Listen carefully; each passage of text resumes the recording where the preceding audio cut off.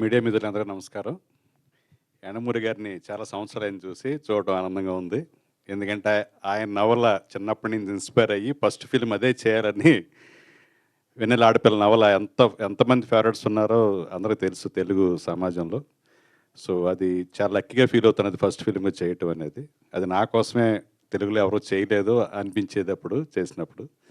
So అప్పుడు ఆ work చూసి ఆయన కూడా చాలా అప్రిషియేట్ చేశారు. అన్ని అభినందనల కంటే ఆయన నవలను చేసినప్పుడు కొన్ని మెరిట్స్ అందులో ఉన్నాయి. ఆయన మెన్షన్ చేసి అప్రిషియేట్ చేయటం ఎప్పటికీ మర్చిపోలేను. సరే, యశస్వి సుధా ఎప్పటినుంచో నాకు పరిచయం. ఈ కథతోటి చాలా ట్రావెల్ అయ్యాడు తను. అలాగా ఆ ట్రావెల్‌లో నాకు చెప్పడం, ఒక హీరో దగ్గరికి పంపించడం. ఆ హీరో చెప్పిన మాట ఏంటంటే, అసలు చాలా ఇన్‌ఫ్లుయెన్షియల్ డైరెక్టర్ అవుతాడండి అతను. కాకపోతే ఆ క్యారెక్టర్ నేను చేస్తే నా ఇమేజ్ ఏమవుతుంది, వేరే ఇమేజ్ వస్తదేమో అని భయపడ్డాడు అబ్బాయి. సో అలాగే తర్వాత ఎప్పుడు సాయి రాజేష్ గురించి చాలా వేదికల్లో మేము కలుసుకున్నప్పుడు చెప్తున్నాం. సెల్ఫ్ మేడ్ పర్సన్ అంటే తను ఆపర్చునిటీని క్రియేట్ చేసుకోవడం ఎలాగో ప్రూవ్ చేసి చూపించిన వ్యక్తి సాయి రాజేష్. ఇండస్ట్రీకి వచ్చి ఎవరు అవకాశాలు ఇవ్వాలి, అవకాశాల కోసం ఎలా తిరగాలనుకుంటే అవకాశాన్ని ఎలా క్రియేట్ చేసుకోవాలనేది సాయి రాజేష్ నిరూపించాడు. అలాగే తను డైరెక్టర్ అవ్వడమే కాకుండా ఎంతోమంది టాలెంట్కి అవకాశం ఇస్తూ అందరూ చెప్పారు నేషనల్ అవార్డు కూడా సాధించాడు మన తెలుగు నుంచి వెళ్ళి. అలాగే బేబీ అనే సినిమా ఒకప్పుడు వినేవాళ్ళం మనం. దేవదాస్ సినిమా చూసినప్పుడు నాగేశ్వరరావు గారు ఆ రోజుల్లో అంటే ప్రేమలో విఫలమైన వాళ్ళందరూ కూడా ఇలా మందుకి బానిస అయ్యి కుక్కను పట్టుకుని పాటలు పాడుతూ ఉండాలా, ఇదే తీశారు అంటే శరత్ చంద్ర ఆ నవలు ఎందుకు రాశారా అని చెప్పాడట. ఇది తల్లిదండ్రులు ప్రేమించిన వాళ్ళ తల్లిదండ్రుల కోసం రాసిన నవల ఇది. మీరు వాళ్ళ ప్రేమను అంగీకారం తెలపకపోతే వాళ్ళ జీవితాలు ఎలా నాశనం అవుతాయో పేరెంట్స్కి అవేర్నెస్ కోసం రాశారని చెప్పాడు శరత్ చంద్ర గారు నవల రచయిత. సో అలాగా మన సినిమాలు బేబీ అనే సినిమా చాలామంది ఏంటండి అంత అలా తీశాడు, యూత్ అంతా అలా ఉన్నారా, ఇలా మాట్లాడటం మొదలుపెట్టారు. నాకు శరత్ చంద్ర గారు చెప్పిన మాట గుర్తొచ్చింది. బేబీ సినిమా అతను తీసింది వాళ్ళ లైఫ్ కెరీర్ని వాళ్ళ వ్యక్తిత్వాన్ని కరెక్ట్ చేసుకోవడానికి. ఇలా ఒక ట్రాప్లోకి వెళ్ళిపోతే వాళ్ళ జీవితాలు ఎలా నాశనం అవుతాయో చూపించడానికి బేబీ తీశాడు.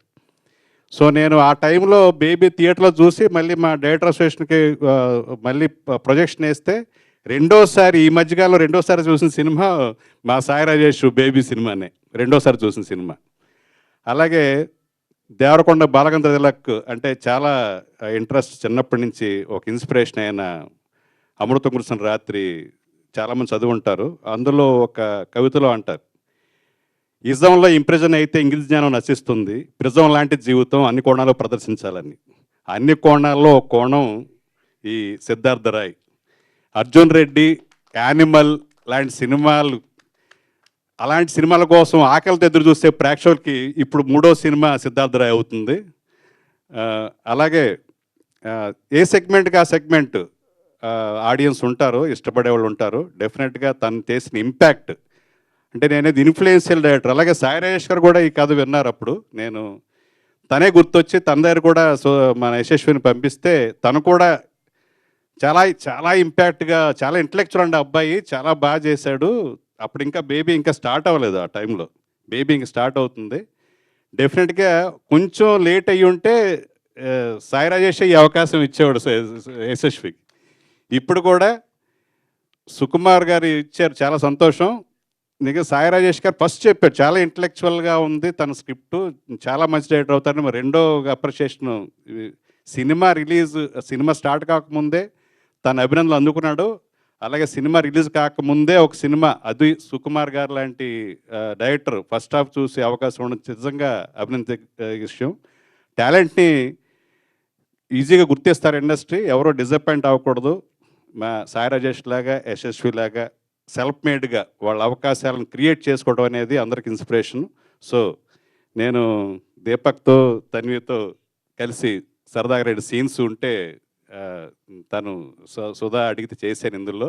So thanks for the opportunity Sudha, ఈ సినిమాలో నేను కనిపిస్తున్నందుకు.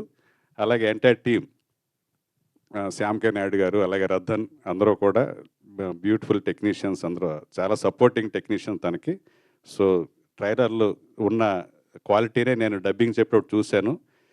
చాలా సీన్స్ ఎంత ఇంపాక్ట్ చేస్తాయంటే ఇప్పుడు అప్రిషియేషన్ కోర్స్లో అంటారు చాలా వాటిలో scenes are memorable than plots అని.